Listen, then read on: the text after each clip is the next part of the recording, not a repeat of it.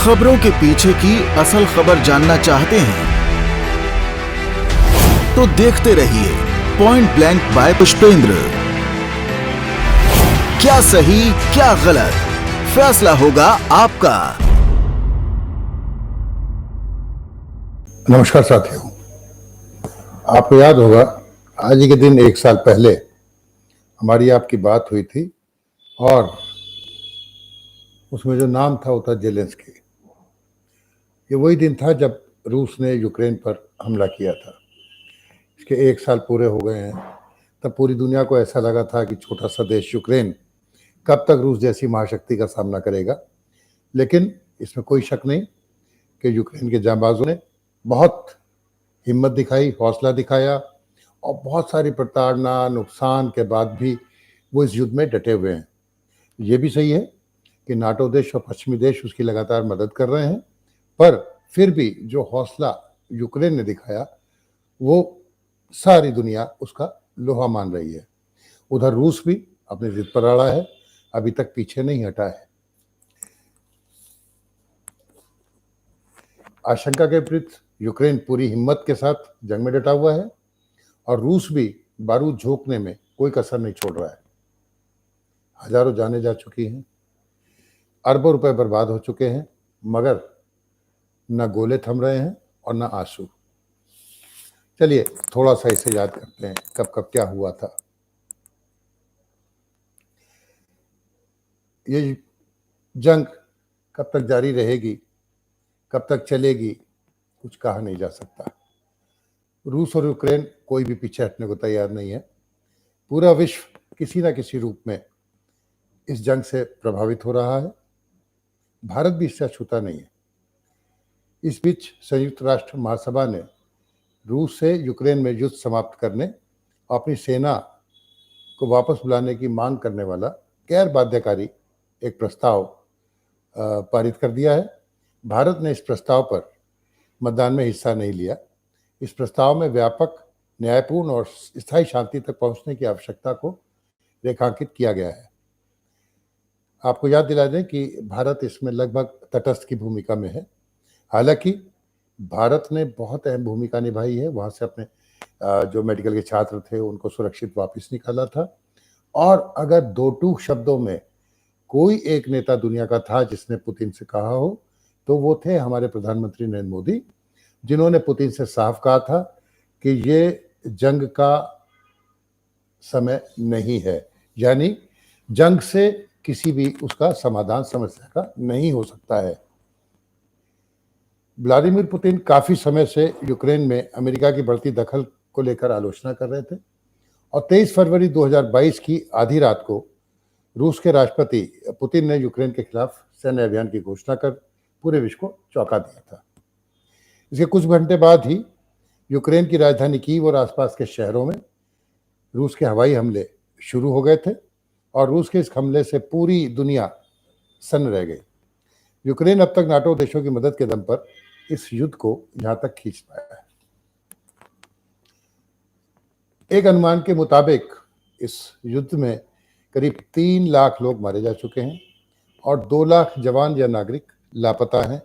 बहुत से लोग शरणार्थी भी बने हैं। कोई आधिकारिक आंकड़ा रूस की तरफ से नहीं है, लेकिन अलग अलग जारी आंकड़ों के मुताबिक बीते 1 साल में इस युद्ध की भेंट करीब 3 लाख लोग चढ़ चुके हैं। नॉर्वे चीफ ऑफ डिफेंस की रिपोर्ट के अनुसार इस युद्ध में 22 जनवरी 2023 तक यूक्रेन के 30,000 से ज़्यादा लोग मारे जा चुके हैं। 1,20,000 से ज़्यादा यूक्रेनियन जवान अपनी जान गंवा चुके हैं। कुछ रिपोर्ट्स में ये दावा करती हैं कि यूक्रेन से ज़्यादा रूसी सैनिकों की मौत हुई है। इसके अलावा करीब 7,000 से ज़्यादा रूस का साथ देने वाले यूक्रेनियन अलगाववादी भी मारे जा चुके हैं। यूक्रेन के शहरों पर रूसी सेना का कब्जा है। हमले और तेज करने के संकेत भी हैं। आप देखिए कि जो डोनबास का इलाका है, खासतौर पे दोनेत्स्क, खेरसान, लुहांस्क, उधर मैरिपोल को पूरा बर्बाद कर दिया था, वहाँ भी सेना का कब्जा है। कई राज्यों में रूस और यूक्रेन के बीच आक्रामक युद्ध जारी है। इन शहरों पर कब्जा करने के साथ रूसी सैनिक अपने इलाकों की रक्षा में जुटे यूक्रेनी सैनिकों पर तोपों से गोले बरसा रहे हैं और दक्षिण से और उत्तर से वो हमले कर रहे हैं।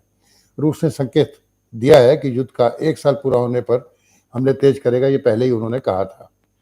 ऐसे में अमेरिका ने भी यूक्रेन को दी जा रही सैन्य सहायता में इजाफा करने का ऐलान किया है और रूस यूक्रेन युद्ध के निकट भविष्य में खत्म होने के आसार नजर नहीं आ रहे हैं, पर फिर भी सबकी नजरें भारत और खासतौर पर प्रधानमंत्री नरेंद्र मोदी की तरफ लगी हुई हैं। अमेरिका यूक्रेन को घातक हथियार दे रहा है। हाल ही में जो बाइडेन वहाँ कीव पहुँच गए, वहाँ वो पोलैंड से ट्रेन से गए, वहाँ तक उस पर आए और फिर उन्होंने ऐलान किया कि हर मतलब आखिरी दम तक अमेरिका यूक्रेन के साथ रहेगा। अब सवाल यह है कि क्या प्रधानमंत्री नरेंद्र मोदी रूस और यूक्रेन का युद्ध शुरू होने के बाद दोनों से बात कर चुके हैं, पुतिन से भी और जेलेंस्की से भी। पीएम मोदी ने दोनों देशों को बातचीत के जरिए विवादों को सुलझाने पर बल भी दिया। जानकार मानते हैं कि भारत का हस्तक्षेप रूस यूक्रेन युद्ध का खत्म करने में अहम भूमिका निभा सकते हैं। हाल ही में ये बात यूरोपीय संघ के राजदूत उगे अस्तुतु ने भी दोहराई थी। उन्होंने यूक्रेन के प्रभारी इवान कोस्मोगास से कहा कि रूस चाहे तो वह युद्ध को खत्म कर सकता है, इसके लिए उसे यूक्रेन से अपने सैनिकों को वापस बुलाना होगा। उन्होंने कहा कि यूक्रेन में शांति के लिए भारत की भागीदारी काफी महत्वपूर्ण है। भारत ग्लोबल साउथ लीडर है। रूस और यूक्रेन युद्ध को रोकने में भारत की भूमिका निश्चित रूप से बहुत महत्वपूर्ण होगी और यूक्रेन के राष्ट्रपति जेलेंस्की की ओर से घोषित शांति कार्यक्रम में शामिल होने के लिए भारत को आमंत्रित करना चाहते हैं। वैसे बता दें कि भारत अपनी नीति के मुताबिक तटस्थ है और तटस्थी बना रहना चाहता है। एक आशंका या दावा यह भी है कि जंग में रूस की मदद कर सकता है चीन।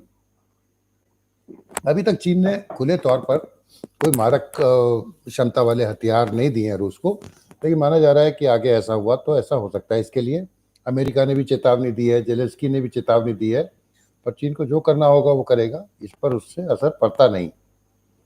युद्ध का कारण, इसके लिए हमें थोड़ा सा इतिहास में जाना पड़ेगा। 1991 में सोवियत संघ के पतन के बाद यूक्रेन ने मॉस्को से स्वतंत्रता की घोषणा की थी। 2004 में रूस समर्थक यानुकोविच को राष्ट्रपति घोषित किया गया, मगर विरोध के बाद पश्चिमी समर्थक विक्टर युशेंको वहां के राष्ट्रपति चुने गए। 2005 में यूक्रेन को क्रेमलिन से दूर नाटो और यूरोपीय संघ की ओर ले जाने के वादे के साथ युशेंको ने सत्ता संभाली थी। 2008 में नाटो ने यूक्रेन से वादा किया था कि एक दिन गठबंधन में शामिल होगा। 2013 में यूक्रेन सरकार ने मॉस्को के साथ संबंधों को पुनर्जीवित करने का विकल्प चुना। 2014 में फिर स्थिति बदली और इसके विरोध में खून खराबे के साथ संबंधों को पुनर्जीवित करने का जो विकल्प था, उसके बाद खून खराबा हुआ इसके विरोध में और संसद ने यानुकोविच को हटाने के लिए मतदान किया। 2017 में यूक्रेन और यूरोपीय संघ के बीच हुए समझौते ने मुक्त व्यापार के लिए राह खोली और 2019 में जो अब राष्ट्रपति हैं व्लादिमीर जेलेंस्की, ये राष्ट्रपति चुने गए और यूक्रेन को नाटो में शामिल करने की अपील की। यहीं से तनाव बढ़ना शुरू हुआ था। 2021 में बसंत के आसपास रूस ने सीमाओं के पास सैनिकों की संख्या को बढ़ाना शुरू कर दिया था। 2021 में एक टीवी संबोधन में पुतिन ने कहा कि यूक्रेन रूसी इतिहास का एक अभिन्न अंग है और 2022 में नाटो सेना ने जहाजों और लड़ाकू विमानों के साथ पूर्वी यूरोप को मजबूत किया। तब तनाव और बढ़ गया और नतीजा था 24 फरवरी 2022 का हमला। पुतिन ने यूक्रेन में विशेष सैन्य अभियान को अधिकृत किया और जंग शुरू हो गई, जो अब तक जारी है। दुनिया देख रही है भारत की ओर कि भारत इसमें पहल करे तो ये जंग खत्म हो। धन्यवाद, नमस्कार। आपको वीडियो कैसा लगा कृपया अपने विचार जरूर बताएं और अगर अभी तक आपने चैनल को सब्सक्राइब नहीं किया है तो कृपया इसे सब्सक्राइब करें और अपने दोस्तों से साझा भी करें। धन्यवाद, नमस्कार। खबरों के अंदर की खबर, ना काहू से दोस्ती ना काहू से बैर। सुर्खियों का मतलब क्या है, खबरों के पीछे की असल खबर जानना चाहते हैं तो देखते रहिए पॉइंट ब्लैंक बाय पुष्पेंद्र। क्या सही क्या गलत, फैसला होगा आपका।